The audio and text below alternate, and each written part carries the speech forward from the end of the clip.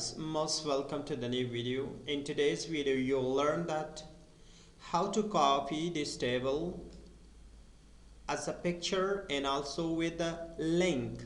Let's begin. So you will learn that. So first you should select the table, and after this you should press Ctrl C to copy, and after that you should click in empty cell, and after that you have to press Alt H V I. So look at that, guys. This is the picture of the above data.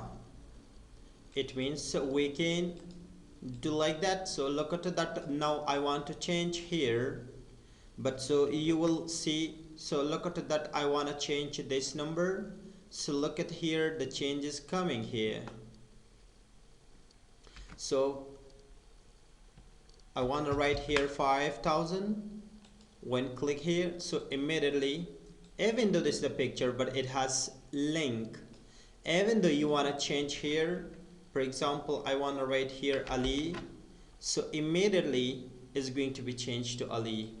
So look at that, this is the picture, and also this is the main data just added there, but the change is coming in the picture too. Thank you for watching.